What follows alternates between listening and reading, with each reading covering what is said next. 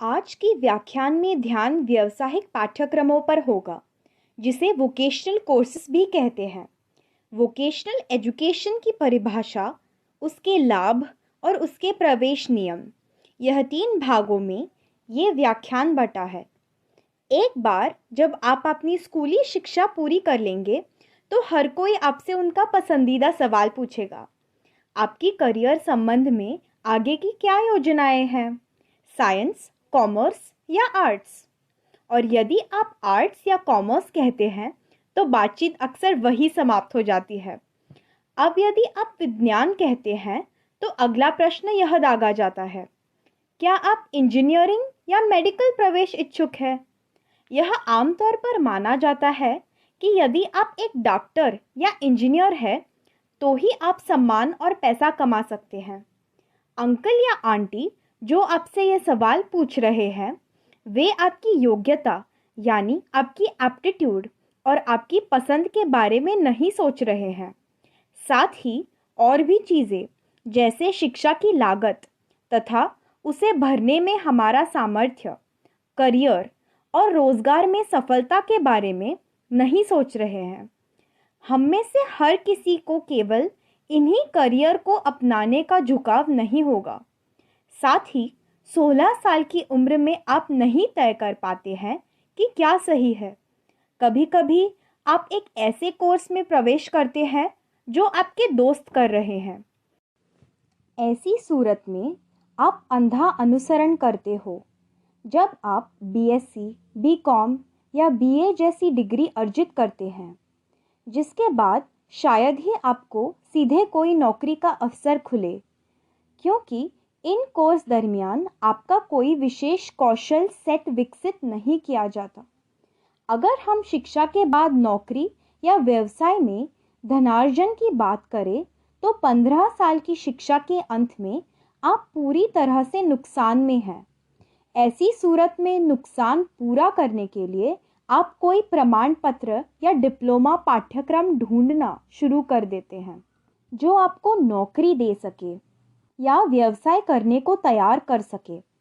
चलो, इस पृष्ठभूमि के साथ अब हम व्यावसायिक पाठ्यक्रमों यानी वोकेशनल एजुकेशन के बारे में बात करेंगे, जैसे इंटीरियर डिज़ाइनर, ज्वेलरी या dress designer, food technologist, office administrator या इलेक्ट्रॉनिक डिप्लोमा टेक्नीशियन या फिर लैब टेक्नीशियन, नेत्र टेक्नीशियन, फार्मासिस्ट जैसे कोर्स। तो चलो इस वार्तालाप को और सरल बनाते हैं। जब आप व्यावसायिक पाठ्यक्रम वोकेशनल कोर्सेज के लिए प्रवेश लेते हैं, आप प्रवेश के स्तर यानी 12वीं या 10वीं में आधार पर 2 या 3 वर्षों में डिप्लोमा अर्जित कर लेंगे या 4 साल में डिग्री। इनमें से डिप्लोमा पाठ्यक्रम पॉलिटेक्निक कॉलेजों में आयोजित किए जाते हैं, जो आमतौर पर एआईसीटी की मंजूरी वाले कॉलेज होते हैं, और यदि उन्हें सरकार से सहायता प्राप्त है तो इन कोर्स की फीस बहुत सस्ती है, जो किसी साधारण प्राइवेट स्कूल से भी कम है। डिप्लोमा पाठ्यक्रम में प्रवेश लेने के लिए किसी प्रतियोगिता परीक्षा में बैठने की आवश्यकता नहीं है। आपके 12वीं या 10वीं में प्राप्त अंक ऐसा करने में आपकी मदद करेंगे। प्रवेश आवेदन करने के लिए 35% प्राप्त विद्यार्थी पात्र है, लेकिन आपका प्रवेश उपलब्ध सीटों की संख्या पर निर्भर है। एक डिप्लोमा आपको शीघ्र रोजगार, 18 वर्ष की आयु तक आर्थिक स्वतंत्रता, अच्छा कौशल सेट, आत्मसम्मान और आत्मविश्वास प्राप्त करने की मदद करेगा। अन्य पाठ्यक्रमों जहां आपको निर्धारित वर्षों के लिए कॉलेज में रहने की आवश्यकता होती है, जैसे डिग्री प्राप्त करने के लिए 3 वर्ष, और किसी कारण से आप अगर बीच में पढ़ाई छोड़ देते हैं, तब आपकी योग्यता अपडेट नहीं की जाएगी, वह 12वीं की ही रह जाएगी। इसके विपरीत वोकेशनल कोर्स आपको मल्टीपल एंट्री और एग्जिट भी ऑफर करते हैं। यदि आप वोकेशनल कोर्स में हैं और आप पढ़ाई पहले साल बाद किसी कारण छोड़ देते हैं, तो आप सर्टिफिकेट या 2 साल बाद छोड़ने पर डिप्लोमा, वही तीसरे साल छोड़ने पर आपके पास एडवांस डिप्लोमा होता है। व्यावसायिक पाठ्यक्रम कौशल विकास और रोजगार पर केंद्रित होते हैं। आपको आमतौर पर पूरे कोर्स के दौरान विभिन्न नौकरी की भूमिकाओं के लिए तैयार किया जाता है। चलिए हम आपको यही समझाते हैं।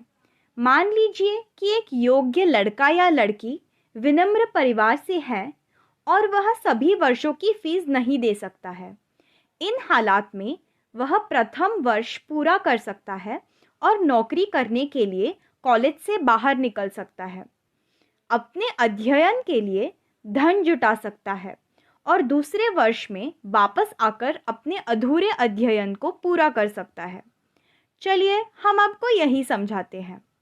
मान लीजिए कि एक योग्य लड़का या लड़की गरीब परिवार से है और वह सभी वर्षों की कोर्स फीस नहीं भर सकता है।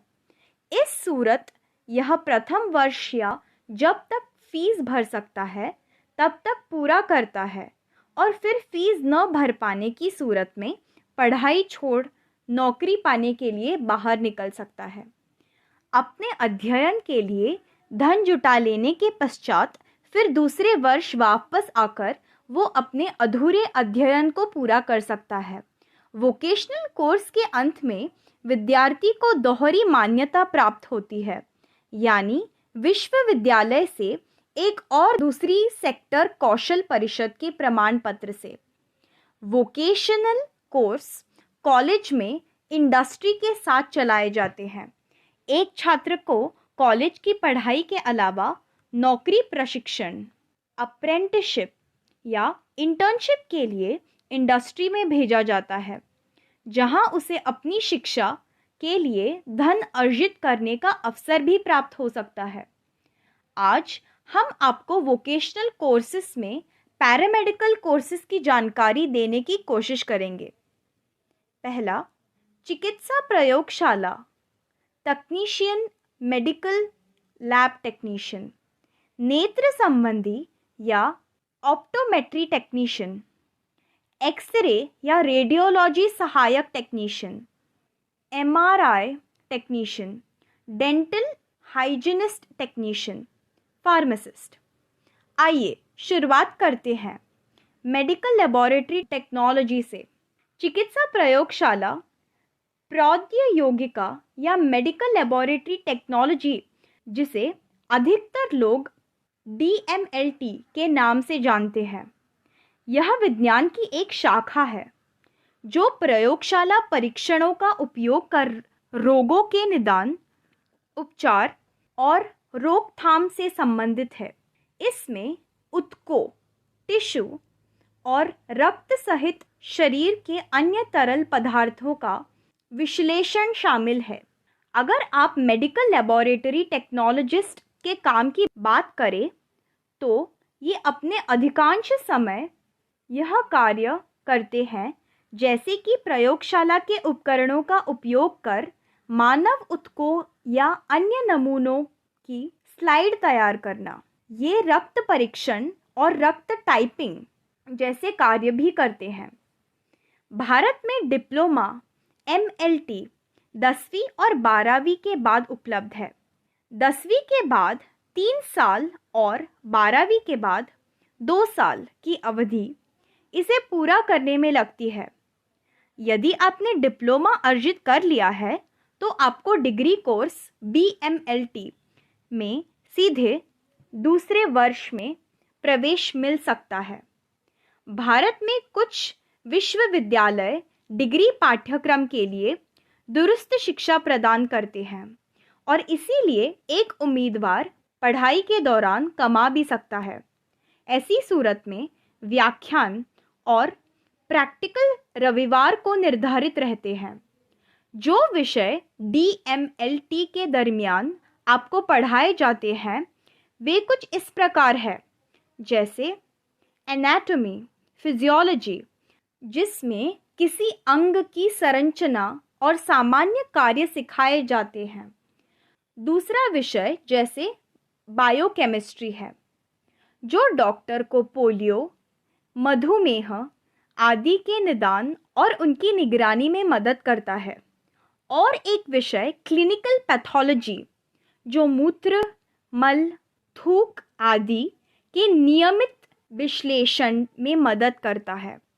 और एक विषय कृमि संक्रमण या वर्म इन्फेक्शन, टीबी के निदान में एक डॉक्टर की मदद करता है, ताकि एक मरीज का इलाज और निगरानी की जा सके।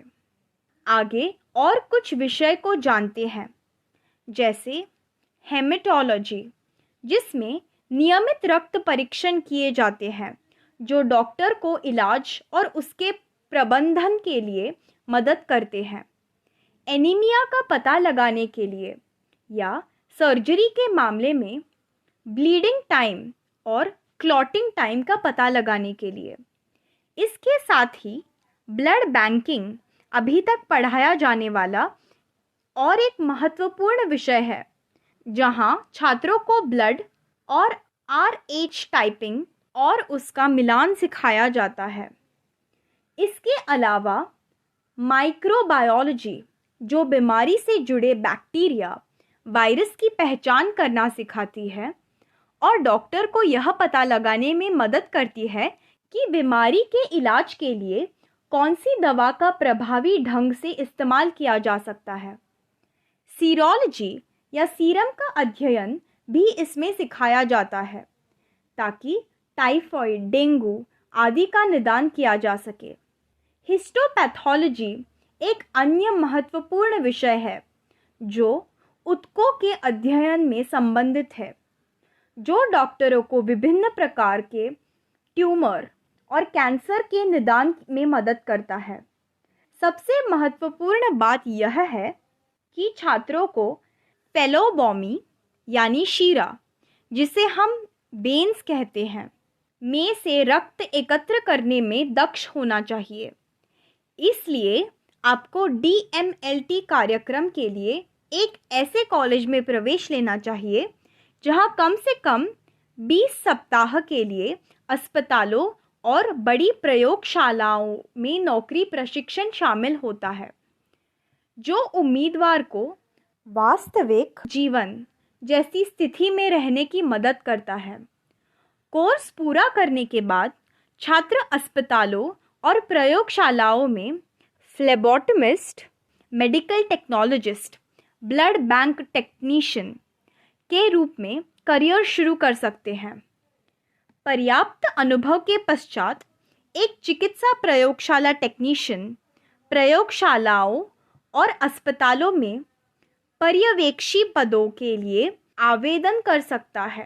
पर्यवेक्षक पद जैसे प्रयोगशाला प्रबंधक, अस्पताल आउटरीच समन्वयक, प्रयोगशाला सूचना प्रणाली विश्लेषक, सलाहकार, स्वास्थ्य देखभाल प्रशासक और शैक्षिक सलाहकार इत्यादि। हम आपके साथ इस पाठ्यक्रम की पेशकश करने वाले भारत के कुछ कॉलेजों और संस्थाओं के नाम साझा करेंगे। याद रखें कि ये सभी पूर्णकालिक या फुल टाइम पाठ्यक्रम है। PV पॉलीटेक्निक SNDT महिला विश्वविद्यालय मुंबई, इस कॉलेज में सिर्फ छात्राएं ही प्रवेश ले सकती है। 10वीं के बाद 3 साल का यह इकलौता डिप्लोमा कोर्स है। DAV कॉलेज और PGIMIR चंडीगढ़ और NIMS college of paramedical technology Jaipur में 12वीं के बाद डिप्लोमा कोर्स और यह 2 साल की अवधि के कोर्स है। भारत में ऑप्थेल्मिक टेक्नोलॉजी कोर्स में डिप्लोमा 10वीं और 12वीं के बाद उपलब्ध है। 10वीं के बाद 3 साल और 12वीं के बाद 2 साल की अवधि का डिप्लोमा कोर्स है। यदि आपने डिप्लोमा अर्जित कर लिया है तो आपको degree course bachelor in vocational optometry के सीधी दूसरी वर्ष में प्रवेश ले सकते हैं। ऑप्टोमेट्री में मुख्य रूप से पढ़ाए जाने वाले विषय ऑक्यूलर यानी विशेष रूप से आँख के संबंधित एनाटॉमी, ऑक्यूलर फिजियोलॉजी, प्रकाश संबंधित भौतिकी, साथ ही optics, basic pharmacology, dispensing optics, optometry instruments, community optometry, basis orthoptics है। भेंगापन, ऑप्टोमेट्री अभ्यास, दृश्य प्रकाशिका, नेत्र रोगों में सुधार लाने के लिए ऑप्टोमेट्री टेक्नीशियन मुख्य रूप से सहभागी होते हैं। प्रशिक्षित ऑप्टोमेट्रिस्ट या ऑप्थाल्मिक टेक्नोलॉजिस्ट नेत्र देखभाल अस्पतालों, ऑप्टिकल दुकानों, नेत्र क्लिनिकों, अस्पताल प्रशासन, सामुदायिक स्वास्थ्य देखभाल केंद्र में नेत्र सहायक, नर्स, तकनीशियन और ऑप्टोमेट्री सहायक के रूप में काम कर सकते हैं। इसके अलावा वे अपनी आउटलेट खोल सकते हैं जो मेडिकल टेक्नोलॉजिस्ट जैसे अन्य लोगों को रोजगार भी दे सकते हैं। हम आपके साथ इस पाठ्यक्रम में पेशकश करने वाले भारत में कुछ कॉलेजों और संस्थाओं के नाम साझा करेंगे। याद रखें कि ये सभी पूर्णकालिक पाठ्यक्रम है। PV पॉलिटेक्निक, SNDT महिला विश्वविद्यालय मुंबई, इस कॉलेज में सिर्फ छात्राएं ही प्रवेश कर सकती हैं। 10वीं के बाद 3 साल का यह इकलौता डिप्लोमा है। CMSC वेल्लोर, DAV कॉलेज और PGIMSR चंडीगढ़ और NIMS college of paramedical technology Jaipur में 12वीं के बाद डिप्लोमा कोर्स और 2 साल की अवधि है। X ray technology, MRI technology, dental hygienist और फार्मेसी जैसे कोर्स 12वीं की साइंस के बाद ही किए जा सकते हैं और इनकी अवधि 2 साल है। आइए अब आपको डिप्लोमा इन एक्सरे तकनीक के बारे में जानकारी देते हैं। इस पाठ्यक्रम में पढ़ाए जाने वाले विषय मानव शरीर रचना विज्ञान और शरीर क्रिया विज्ञान, रेडियोग्राफिक तकनीक और डायग्नोस्टिक। रेडियोग्राफी रोगी देखभाल और अस्पताल अभ्यास। रेडियोग्राफी की मूल बातें इलेक्ट्रोकार्डियोग्राफी यानी ECG, radio diagnostic result correlation, clinical haematology, chemistry और urinalysis, radiographic and diagnostic radiography, radiographic image acquisition और बेसिक फिजिक्स है। एक्सरे टेक्नोलॉजी स्थानक या एक्सरे टेक्नीशियन में डिप्लोमा के करियर विकल्प और नौकरी की संभावनाएं बहुत अधिक है। स्वास्थ्य उद्योग के तेजी से विकास के साथ बढ़ती जा रही है। वर्तमान में इस क्षेत्र में कुशल और योग्य एक्सरे तकनीशियनों की संख्या में कमी है। इसीलिए एक्सरे टेक्नोलॉजी में डिप्लोमा करने से आपको रेडियोग्राफी के क्षेत्र में करियर बनाने की मदद मिल सकती है। भारत में एक्सरे टेक्नोलॉजी में डिप्लोमा के बाद रोजगार के कुछ अवसर यहाँ दिए गए हैं। कोई भी सरकारी और निजी अस्पतालों, सरकारी और निजी चिकित्सा प्रयोगशालाओं, एक्सरे प्रयोगशालाओं और आउट पेशेंट देखभाल केंद्रों में भी काम कर सकते हैं। इस पाठ्यक्रम की पेशकश करने वाले संस्थान PGIEMR चंडीगढ़ TMU है, मुरादाबाद और NMCH पटना। MRI का क्या मतलब है? CT स्कैन या एक्सरे के साथ आज हमें यह शब्द अक्सर सुनाई देते हैं। MRI, जिसे मैग्नेटिक रेजोनेंस इमेजिंग कहते हैं। MRI स्कैन मानव शरीर के आंतरिक अंगों की छवियों को उत्पन्न करने के लिए चुंबकीय और रेडियो आवृत्ति तरंगों का उपयोग करता है। CT स्कैन या एक्सरे से यह संभव नहीं है। इसीलिए MRI स्कैन का उपयोग मस्कुलोस्केलेटल समस्याओं और चोटों, मस्तिष्क की बीमारियों, हड्डियों की बीमारियों कोमल ऊतकों की बीमारियों, ईएनटी बीमारियों और संवहनी रोगों जैसे स्थितियों एवं उनके निदान के लिए किया जाता है। इस पाठ्यक्रम में पढ़ाई जाने वाले विषय मैग्नेटिक रेजोनेंस की बुनियादी सिद्धांत, एमआर पल्स सीक्वेंस, मानव शरीर पर जैविक प्रभाव एमआर और एक्सरे और एमआर कॉइल और अन्य है।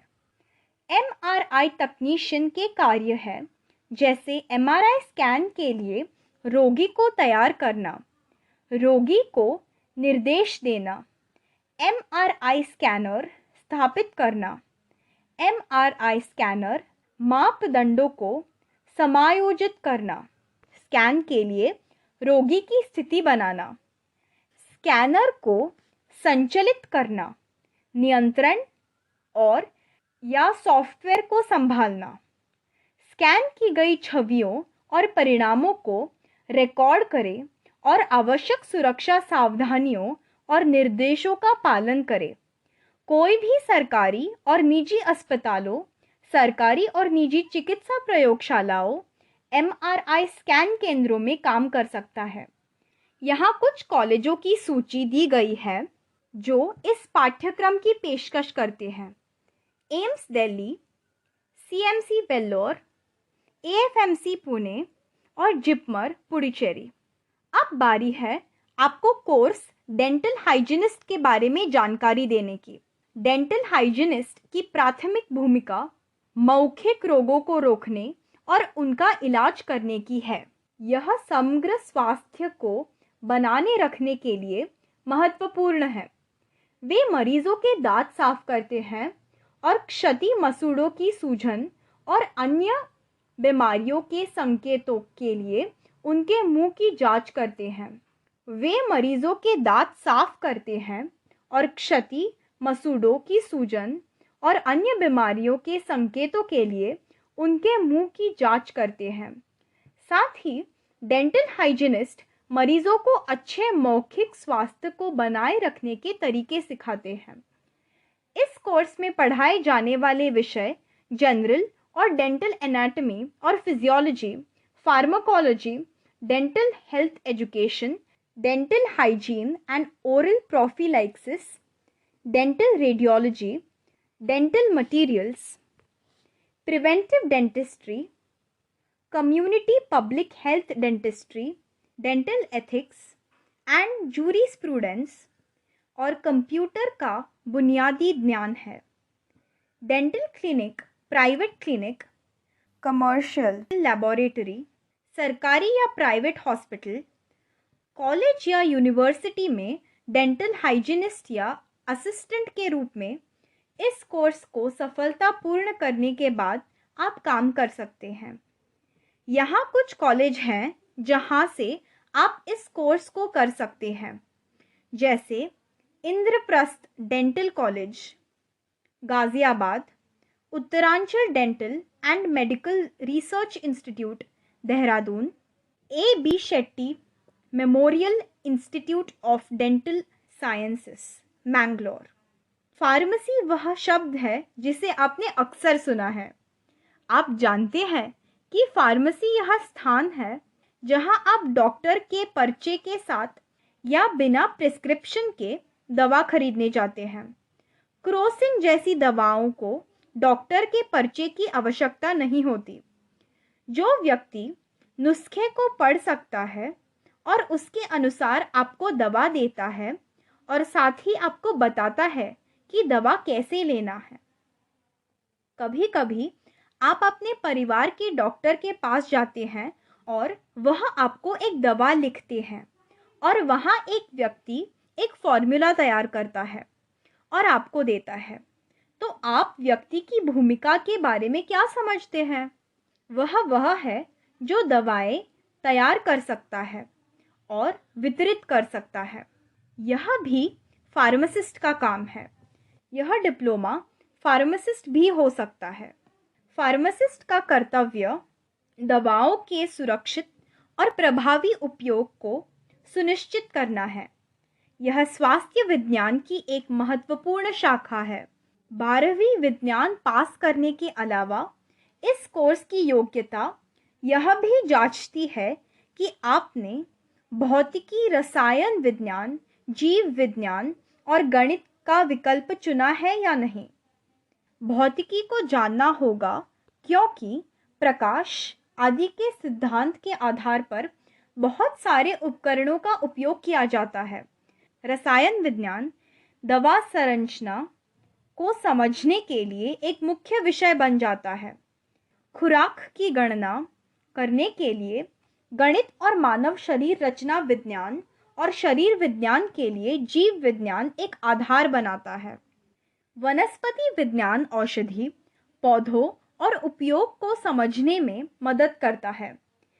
फार्मेसी में पढ़ाए जाने वाले विषय मानव शरीर रचना विज्ञान और शरीर विज्ञान है, जिनमें पैथोफिजियोलॉजी शामिल है, यानी किसी दवा का ऊतक टिश्यू पर क्या प्रतिकूल प्रभाव पड़ सकता है। कार्बनिक, अकार्बनिक, भौतिक, विश्लेषणात्मक और औषधीय रसायन विज्ञान सहित फार्मास्यूटिकल रसायन विज्ञान है। एक फार्मासिस्ट यानी फार्मेसी में डिप्लोमा ग्रेजुएट, कम्युनिटी फार्मासिस्ट, अस्पताल फार्मासिस्ट, प्राथमिक देखभाल फार्मासिस्ट के रूप में काम कर सकता है।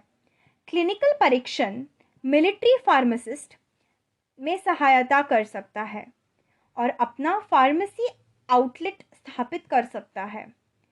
यह पाठ्यक्रम किन कॉलेजों में दिया जाता है उसके विषय में तो government polytechnic Srinagar, Garhwal, SKIMS Srinagar, government medical college Srinagar Kashmir, Mumbai Maharashtra में SNDT महिला विश्वविद्यालय केवल लड़कियों के लिए। यह हमारी ओर से उपलब्ध पैरामेडिकल पाठ्यक्रमों की जानकारी का एक छोटा सा गुलदस्ता, जो पैरामेडिकल के बारे में जागरूकता पैदा करने का एक छोटा सा प्रयास है। प्रत्येक पाठ्यक्रम की अपनी विशिष्टता होती है, लेकिन प्रत्येक पाठ्यक्रम मानवता की सेवा करने में आपकी सहायता करता है। सबसे महत्वपूर्ण बात, कभी भी निराश न हो कि आपने कम अंक प्राप्त किए हैं। आपके पास हमेशा आगे अध्ययन करने का अवसर होगा। इसे टैप करने के लिए आपको सिर्फ अपनी आंखें और कान खुले रखने होंगे। वही करें जो आपका दिल आपसे कहता है। इसे अपना सर्वश्रेष्ठ शॉट दे और आपके लिए ढेर सारे अवसर अवश्य खुलेंगे। आप सभी को आपकी भविष्य के करियर के लिए शुभकामनाएं।